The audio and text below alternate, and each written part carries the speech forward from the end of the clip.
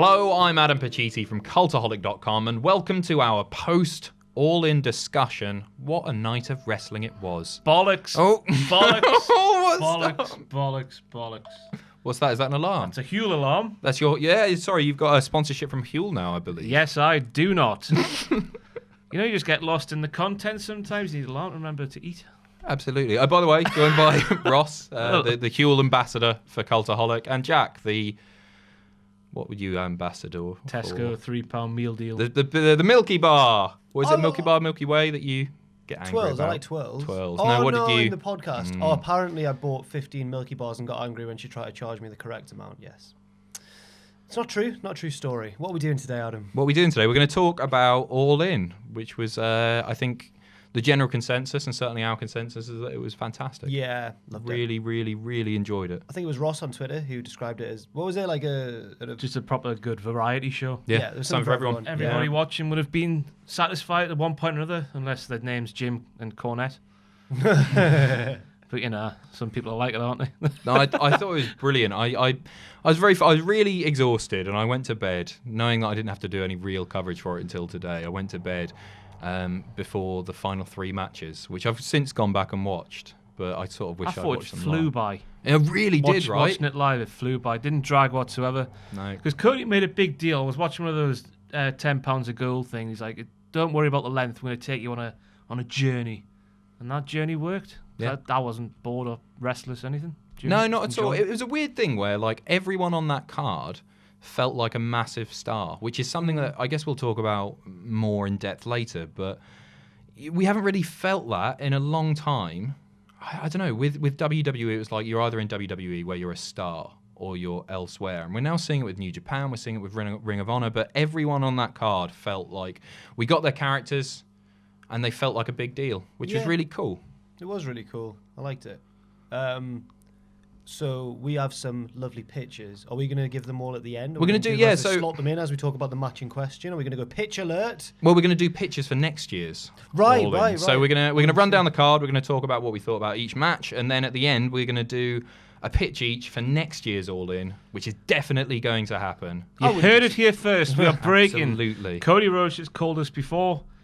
All In 2 is happening. Conrad Thompson just had a heart attack. And the main event is going to be CM Punk versus Adrian Neville, and it's going to be... Adrian Neville? Huge, yeah. Pac. Sorry, Pac. None of that was true. Someone will watch this and be like, what? Yeah, they're going to tweet him and say we're misreporting. None of that's true, but it probably will be one next year. They've got to. They can't not. Maybe sooner. Do you think it should be an annual thing? Yes, I do, but I think that the spiritual successor will be that show over WrestleMania weekend, the New Japan Ring of Honor show. The Madison Square Garden. I think that'll have a similar crowd. Not run by the same people, but a similar crowd. They should just start their own promotion, shouldn't they? They should. They really should. I don't know how that would work with New Japan. Loose. Yeah. Jericho's Cruise is coming up as well. We've still not been... Still, all that free publicity... can't be asked to talk about them. I'm disgusted. Disgusted. All the publicity we have given him on the Cultaholic Wrestling podcast, and not even talking about the cruise. Have you been talking about it a lot? Every week, just about for the first sort of 4 or 5 months of the podcast. I bet Matthew's going. Yeah, but he does. But he gets invited along. Yeah. His own private cabin. Bastard. So let's talk about the pre-show. SoCal Uncensored defeated the Briscoes. I was surprised. Yeah. It wasn't a title match, sorry, but the champions lost. SoCal Uncensored beat the Briscoes, which is surely going to lead to an actual title match. It was great. I really loved the match. I think Briscoes, their personal opinions aside, and some of the nasty things I said, I think they're 2 of the best heels in the business. I think they're such natural, brilliant heels. I thought this was Kazarian's second best performance of the weekend. Do you know what his best performance was? I believe you're talking about his Papa Bunk jam session, which is available on Fight TV. He was on the bass guitar? He was on the bass guitar. So have you seen this? Me and Adam watched it late on Friday. No, I think I've seen it. The Young Bucks' dad. Yeah. I saw a little bit. Thoughts? It looked worth every penny that people paid to watch it. Yes, you could watch it on demand, or you could, I guess, buy a ticket when you were there. What was some of your favourite songs that were performed by Papa Bug? Too sweet me when you meet me. Too sweet me when you walk. I watched it for about 30 seconds, quite near the start and then towards the end as well, and he seemed to be playing the same song on both occasions. The same song. It was an hour and 10 minutes of the same song, but they would just change out one catchphrase for another. Super kick party, super kick. Which is a shock to me because you watch Being the Elite, he's got quite the repertoire. Old Papa Buck, yeah, he's got a few songs. He does all the music on there. Never gonna quit, no, never say die. I didn't get that one. The warrior I didn't hear it. That's a good song, that one. The Elite. Yeah, it was long. SoCal Uncensored versus Britt. So a really good way to kick things off. High energy, lots of near falls, and yeah, just a good match. Let's get on to the Battle Royal, which was one of my favourite matches of the night. I think it's my favourite Battle Royal I've ever watched. I was literally about to say that. One of the best Battle Royals I've ever seen. I love the gimmick Battle Royale WrestleMania. Okay. Yeah, fair. Just because of the names in that. But there's some unexpected people there. I don't think Bully Ray was announced. Tommy Dreamer wasn't announced. What a bastard. Bully Ray, Yeah. another great heel. What a bastard. Unbelievably good at what he does. So good. So, Billy Gunn has a son who is almost as large as Billy Gunn. Diddy Ass, I think his Moves name the is. same, didn't he? Diddy Ass. With such Yeah. vigor. Yeah. Have that. Yeah, I thought it was me and Sam, as you'll see on our reactions when they go out. We thought that was Billy Gunn. We didn't realise they were He's two about a big. foot shorter than Billy Gunn. Billy Gunn's a big lad, isn't Billy he? Gunn is the wrestler that I've walked. I didn't meet him. He's the single scariest wrestler I've walked past in terms of like he's a lot larger. It's what than they I all thought. say, isn't it? The wrestlers deceptively big. Especially Billy America. Gunn. Yeah. Oh, Billy Gunn's massive. He's like a stone golem. He's huge. You can see why they wanted to push him Yes. unsuccessfully. But wow.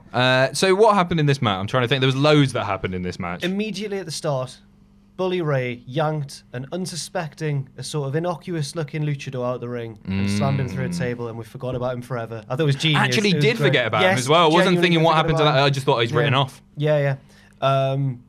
There was so much stuff. There was Billy Gunn and Billy's son doing all kinds of stuff.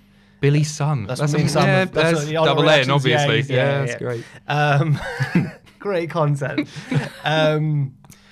Bully Ray was being just awful. There was a small, I didn't know who he was, I'll be honest, the small weedy man with the long hair. The sort of Colin Delaney of the match. Yeah. Yeah, no, I didn't know who he was Smaller than either. Colin Delaney, though. Yeah, he's but he had some cool spots.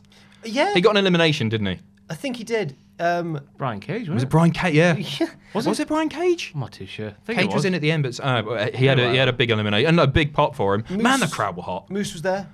Moose was there, but eliminated first. Yeah, turned Crap, innit he? You don't like him anymore now. He's heel. turned heel on Impact, but couldn't resist getting himself over as a babyface in front of Do you that think he'll crowd. still do this stuff? When he's a heel? He shouldn't do. He shouldn't. No, he shouldn't. He should go for it and then no. No, I'm not going to give you what you want. Yeah. You all want me to ruin this show with these chants, but I'm not going to let that happen. It all boiled down to hometown boy Colt Cabana and Bully Ray. Bully Ray eliminated him. Everyone was like, "Oh no!" And then, guess who was there?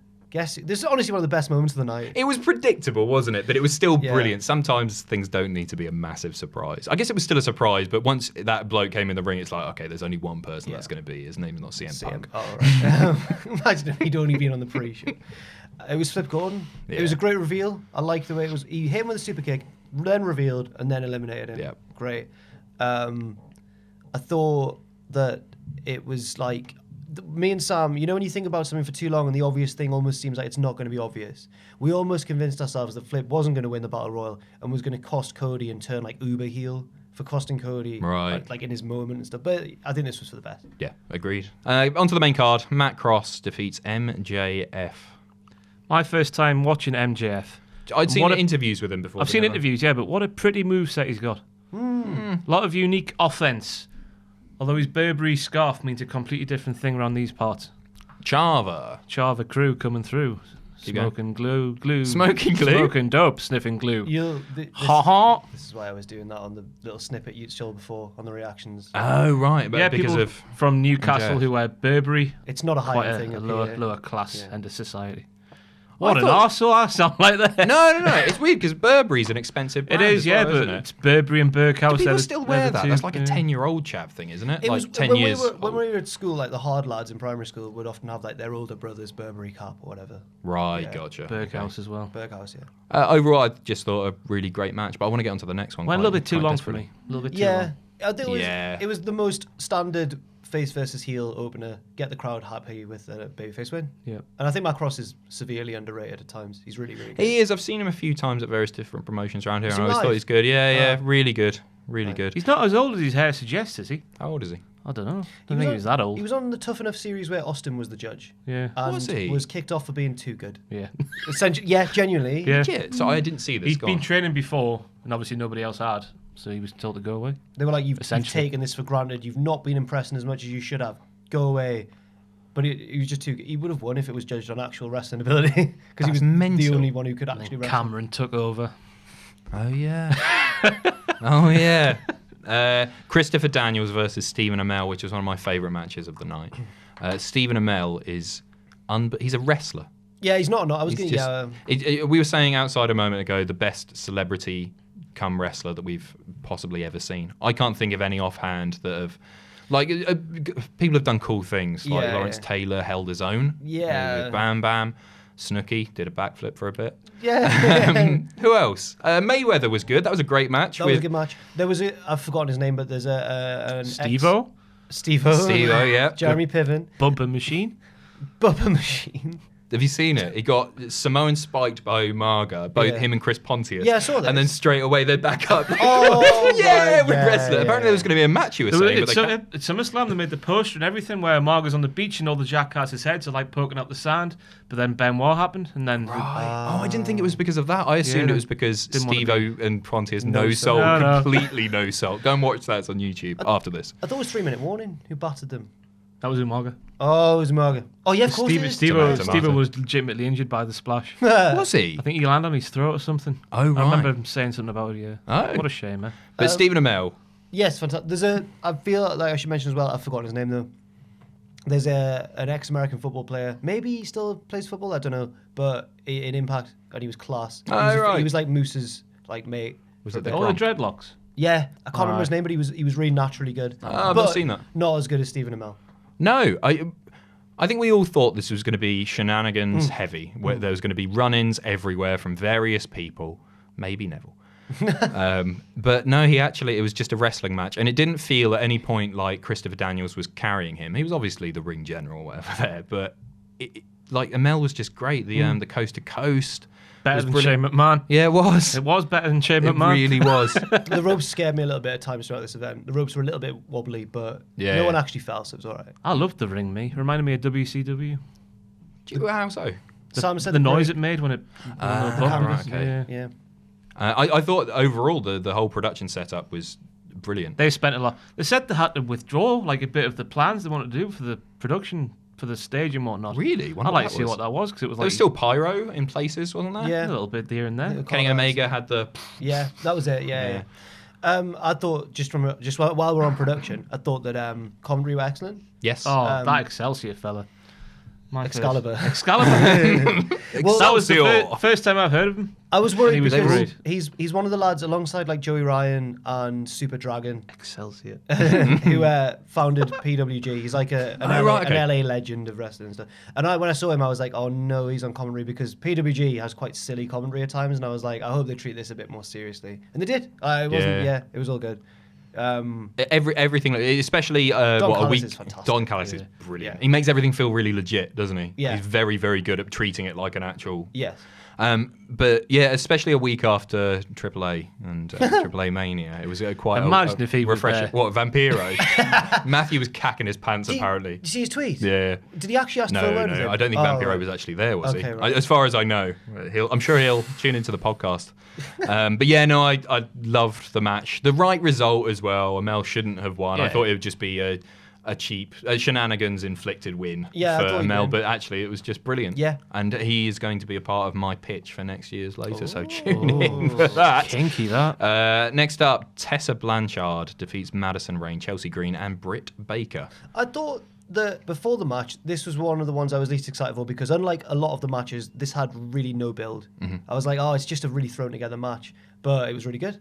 It was. I think a lot of people are talking specifically about Chelsea Green. She was great. She was I didn't realise how really good she was. No, nor did I. She did the Zack Ryder thing, bit of a shout out to him. Yeah. But the best thing was her, like, because I didn't know whether she'd come out in her old Impact gimmick of the scorned bride, but she did half. Yeah. And it was like a whole like evil side of her and a good side of her and stuff, and wrestled well as well. Yeah, great character.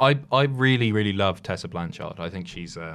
I tweeted this, but I think she has literally everything to be massive. Like, she's already a big deal. I think she's Impact Women's Champion, She isn't just she? won it last week, yeah. But I really do think They've in already like let 5 her years' go time... once, NXT. She was in there for a Madness, hiccup, and then she was let go. She was in the Mae Young Classic. She was with What Culture, wasn't she? She did a few matches there. did, yeah. She was really great then, but she's got even better. I know people are a bit like, it's a bit unimaginative to put real life couples in mixed tag matches, and we did that with back in the day with Ospreay and B against Ricochet and Yeah. Tessa. But that match was really entertaining and really fun. Mm-hmm. And it made me realise it was one of the first Tessa Blanchard matches I'd seen. And I was like, oh, she's really good. Yeah. She is good. She is. No, overall, just a brilliant. I like Madison Rayne. I thought was great as well. Yeah, more experience. All of them were. Yeah. It was just a really, really. Doctor Britt well- Baker. I Doctor, didn't yeah, realise she had a doctor gimmick, but yeah. Yeah. So she's an actual dentist, isn't she? Is she? Yeah. Oh, was it dentistry? Sorry. Qualified Wait, this dentist, is Adam yeah. Cole's. Mrs. Yeah. Yeah, of course. Yeah, she's always going on about dent. Always going on about She's dent. always I going on follow her on going down Instagram, the I think. No, great match. And then Cody Rhodes versus Nick Aldis in a match that, before I saw the promo packages, I was not that excited for. I'm not the biggest Nick Aldis fan. I'm going to put it out there. I think he's done great in elevating the belt, which is something that Cody is certainly going to continue to do. But overall, you know what? I've never just. He's fine. I've always thought he was fine, but he was really good here. Yeah, he was. It was You should just see how he warms up. go on. As part of that 10 pounds of gold thing, this footage of him warming up in the ring. Some of the stuff he does for a man of his size should be impossible. Talk us through it. What's he doing? Headstands and flips over. Stuff that he and- doesn't do in matches. You know, you don't see him doing headstands and flips and stuff like that. And that's just what he does when he warms up No, and stuff. sweet. No, it was great. More But he's really shenanigans. boring though, isn't he? So let's just cut to the chase here. When Boring, man. I've seen him before, you know what? I've seen him in Impact, and sometimes he hasn't been especially charismatic or exciting.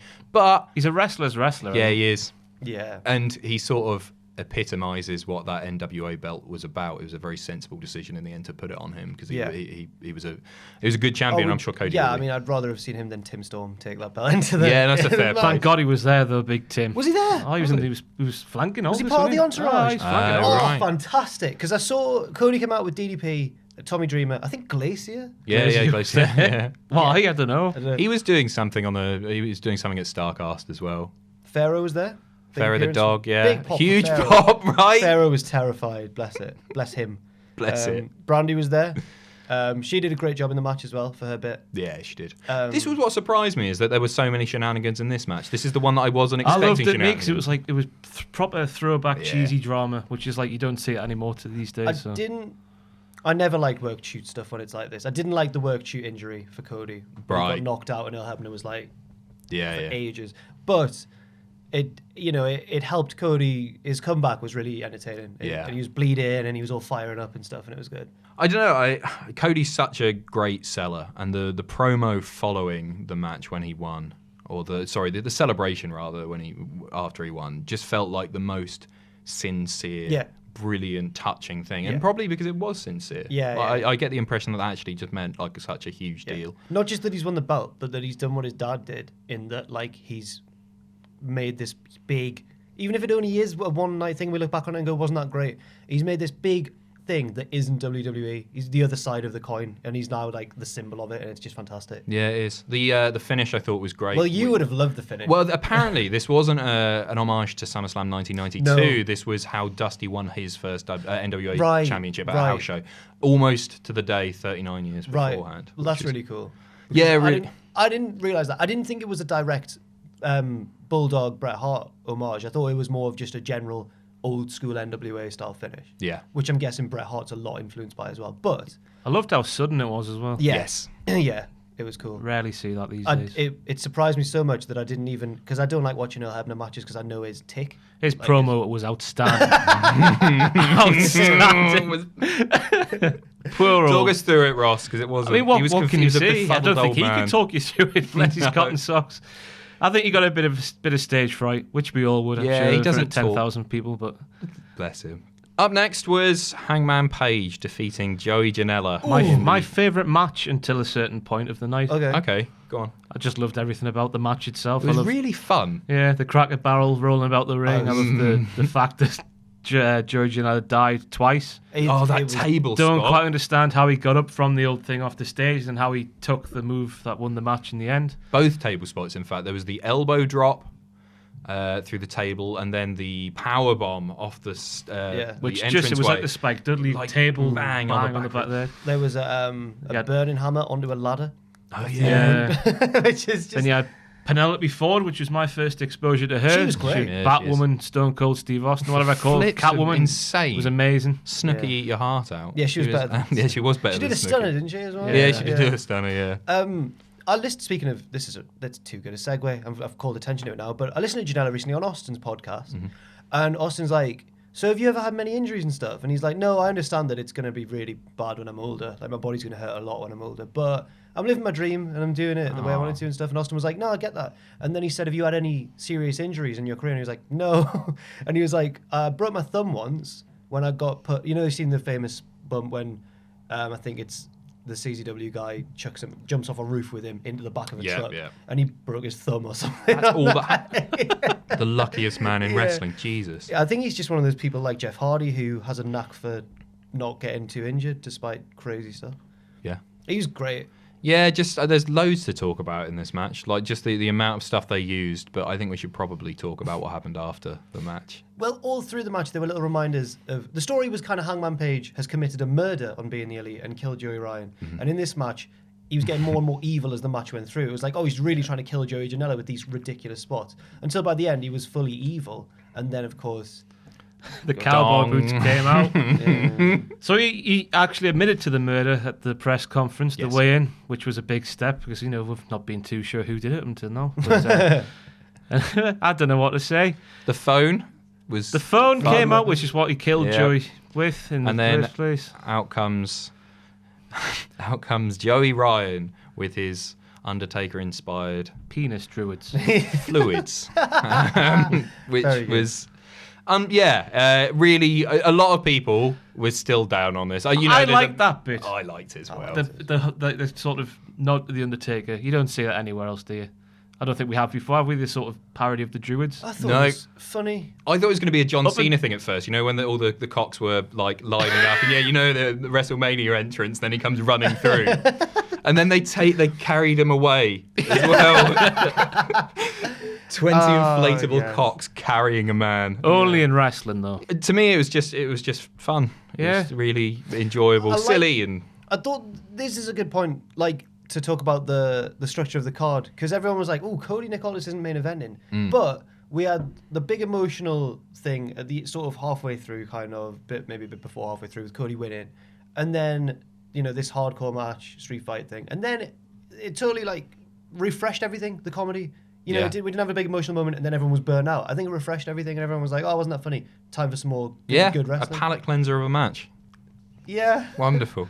Yeah. Cleansed by cock. Yeah. This was followed by perhaps match of the night. Oh, did you really like this? I thought it was good, it. but I don't think it was. Went a bit through the motions. No, I enjoyed it.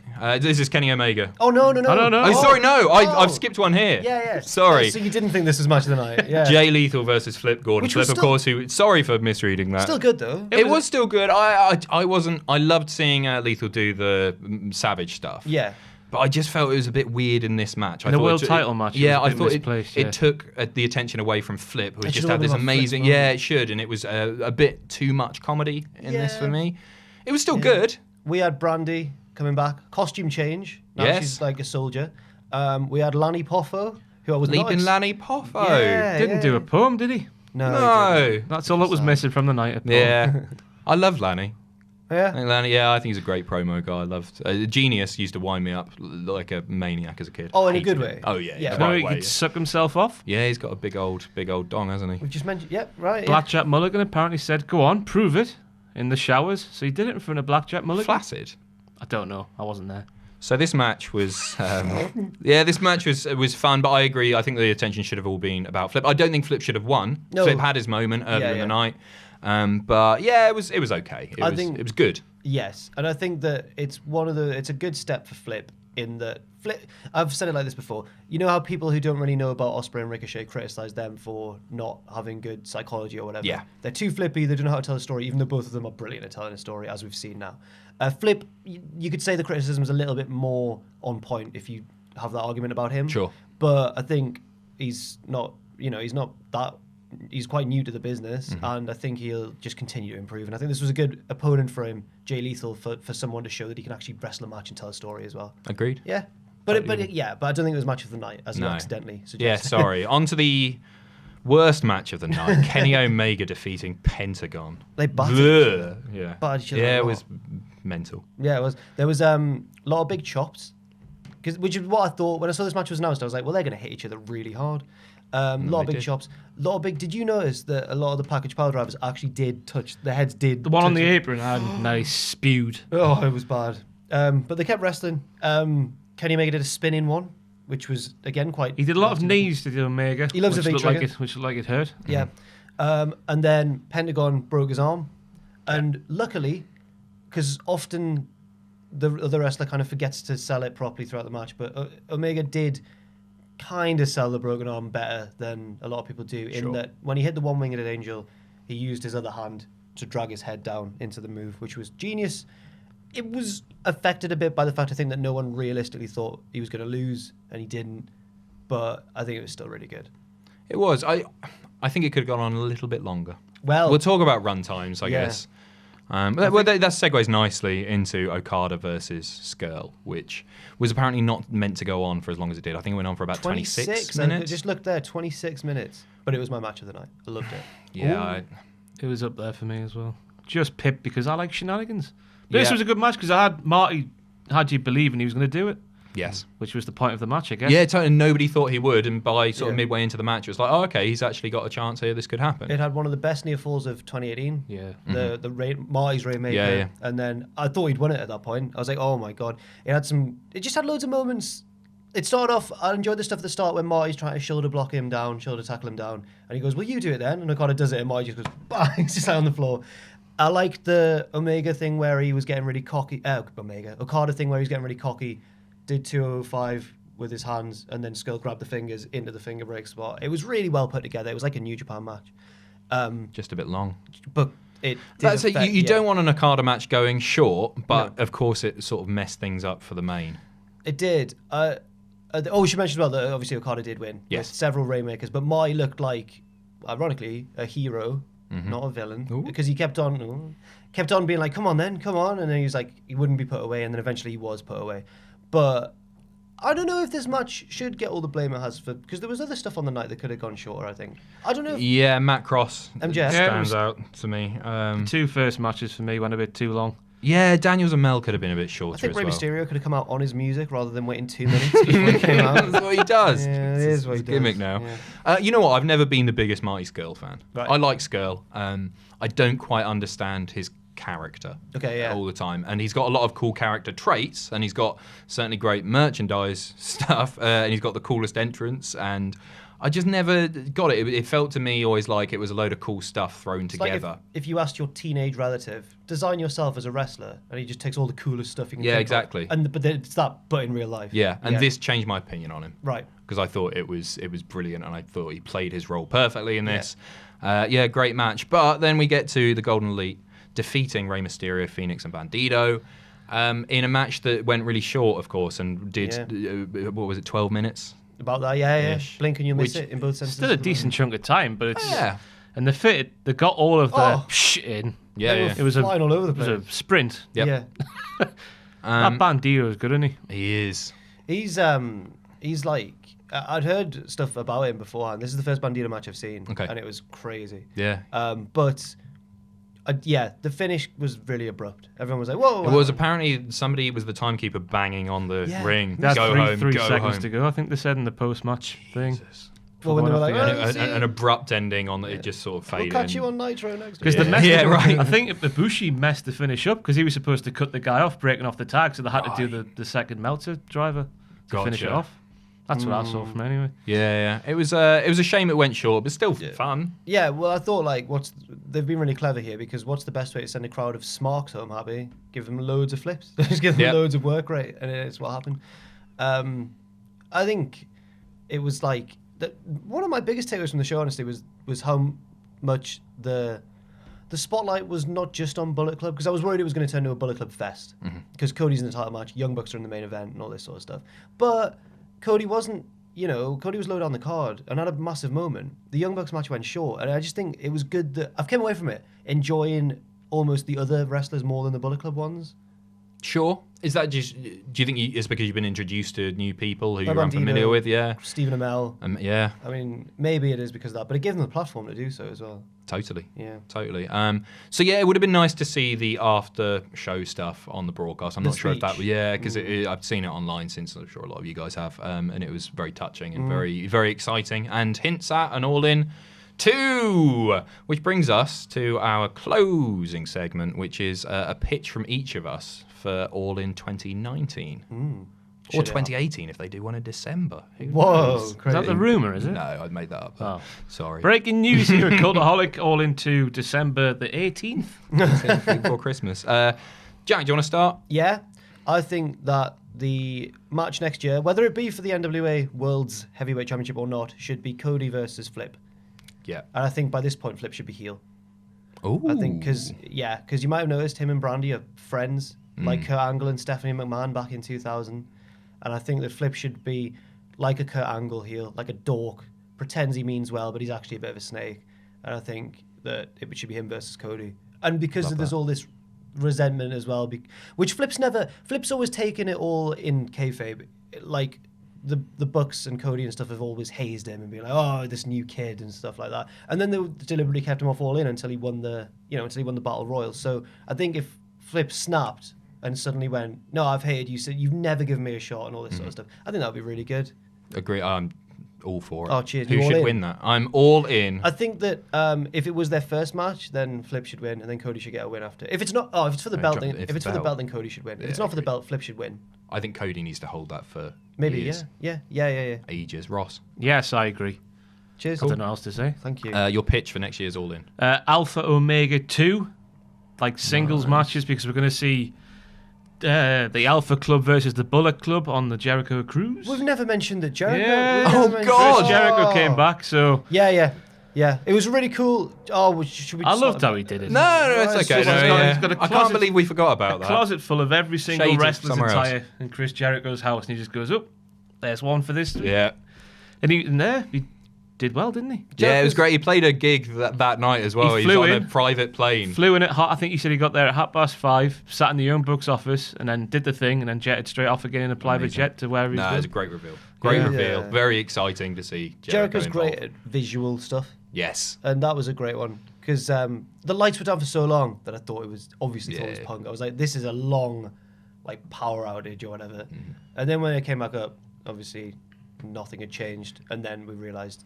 Me and Sam think that it's Sami Callihan on the reactions video, which I hope he cuts out. really? Like, it's bloody Sami Callihan. Aged about 30 years. Yeah. To me, like there were a lot of people saying online that they would have been disappointed had the big surprise not been Punk or not been Neville. But I thought this was great. Yeah, same. No one saw it coming, did they? Absolutely. It's a show that didn't need those two guys. Yeah. Sorry, your pitch is... He came back just to plug his cruise. I think that was the main gist of the appearance. Just, hello, see you on the cruise. We're going to see Alpha Club, which is Jericho and the Young Bucks, versus Bullet Club, which is Kenny, Cody, and Marty, I think. Yeah. I think I've got that right. So next year, just because of this attack and maybe shenanigans will happen on the cruise, get pissed or something and vomit. Classic rub his storytelling. face in it, yeah. They'll hark back to that with an All-In 2 rematch. Is someone going to get chucked overboard on the cruise show? Very dangerous. The ring's but- inside. Right. under Oh, that. Oh, is it? Oh, yeah. It I is assume it's isn't it? dangerous. Yeah, I don't it know must if the be. cruise goes static for a little bit and they could hook them out. If the boat's not moving during the show, Yeah. which I'm guessing it won't. I've be, got experience, by the way, of being on a Ah. cruise and being sick on. I was in Ibiza 2000. I was on the poop deck. I think that's what it's called, the bottom deck. Yeah. And someone from above spewed. Oh, that's It's like something in the in-betweeners or something. Yeah, the bottom deck went a bit further out than the top deck, so down it came right on top of my head. That's awful. So that's how they're going to set up Alpha Omega 2. Jericho's Jericho's going going to to have a Ross's. and then just spew on Kenny Omega's head.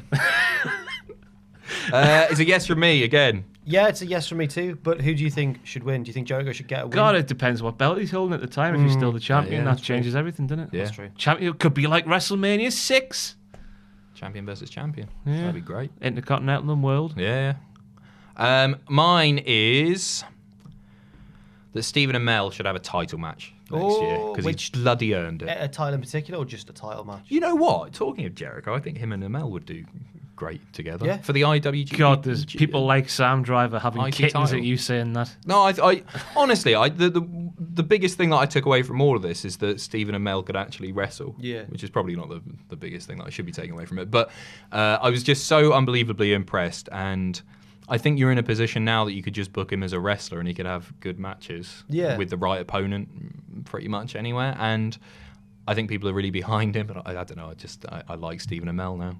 I think he's a good guy. And a big He's a draw, good guy, he's a great lad. especially in a title match. Like, that's a big draw. Yeah. This has been a rubbish round. We've got No, it's good. Great ideas, everyone. Friends. Brilliant.